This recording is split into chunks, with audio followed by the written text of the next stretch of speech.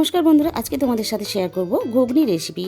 একেবারে পারফেক্ট দোকানের মতন স্বাদে ঘুগনি এইভাবে তোমরা বাড়িতেই বানিয়ে নিতে পারবে। দোকানে যেমন ঘুগনি সার্ভ করার আগে দিয়ে দেয়, উপর থেকে কাঁচা পেঁয়াজ কুচি দিয়ে দিলাম, কাঁচা লঙ্কা কুচি আর দিয়ে দিলাম অল্প একটু ধনেপাতা কুচি আর একটু ঝুরি ভাজা, আর সব শেষে দিয়ে দিলাম এখানে তেঁতুলের চাটনি। তোমরা তেঁতুলের চাটনির পরিবর্তে লেবুর রস বা তেঁতুল এখানে ব্যবহার করতে পারবে।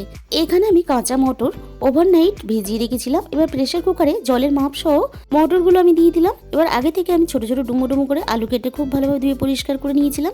আলুগুলো আমি প্রেসার কুকারের মধ্যে দিয়ে দিলাম। স্বাদ মতো লবণ দিয়ে আলু আর মটরটাকে একসাথে সিদ্ধ করে নেব। মশলা বানানোর জন্য আমি ফ্রাই প্যানের মধ্যে দিয়ে দিলাম একটা শুকনো লঙ্কা, দিয়ে দিলাম এবার গোটা গরম মশলা। এবারে হালকা একটু নাড়াচাড়া করে এগুলোকে ভেজে নেব।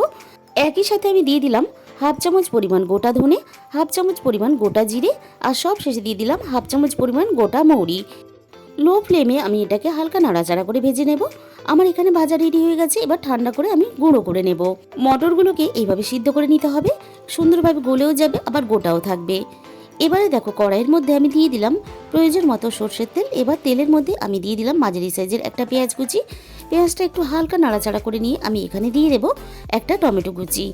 এবার পেঁয়াজ আর টমেটোটাকে আমি একসাথে হালকা একটু নাড়াচাড়া করে নিয়ে এর মধ্যে আমি দিয়ে দিলাম 1 চামচ পরিমাণ হলুদ গুঁড়ো আর দিয়ে দিলাম হাফ চামচ পরিমাণ কাশ্মীরি লঙ্কার গুঁড়ো আর দিয়ে দিলাম এখানে 1 চামচ পরিমাণ ঝাল লঙ্কার গুঁড়ো। মশলার সাথে আমি লবণ ব্যবহার করব না।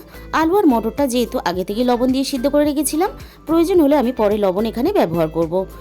তেলের সাথে মশলাটা কষিয়ে নিলে তাহলে সুন্দর একটা কালার আসে। এরপরে দেখো আমি দিয়ে দিলাম প্রয়োজন মতন আদা ও রসুন বাটা। আদা রসুনের সাথে আমি মশলাটা আবারও ভালোভাবে কষিয়ে নেব। এখানে মশলা থেকে খুব সুন্দর করে তেল ছাড়তে শুরু করে দিয়েছে। এবার আমি সিদ্ধ করা আলু আর মটরটা দিয়ে দিলাম। আলু আর মটরটা খুব ভালোভাবে মশলার সাথে আমি সুন্দর করে কষিয়ে নেব। এবার এই গ্রেভির জন্য আমি এখানে প্রয়োজন মতো জল ব্যবহার করলাম। ঘুগনিটা নামানোর পরে ঠান্ডা হয়ে গেলে অনেকটাই ঘন হয়ে যাবে, তাই সেই হিসাব করে এখানে জলটা ব্যবহার করতে হবে। ঘুগনিটা আমি এখানে ফুটতে দেব। এবারে দেখো এখানে আমি যে ভাজা মশলাটা রেডি করেছিলাম সেই ভাজা মশলাটা কিন্তু আমি এখানে দিয়ে দিলাম। ভাজা মশলাটা দেওয়ার সাথে সাথে কিন্তু ঘুগনির কালারটা অনেকটাই চেঞ্জ হয়ে এসেছে। আরও একটু স্বাদ মতো লবণ দিয়ে আমি মিনিট 5 এখানে ফুটতে দেবো।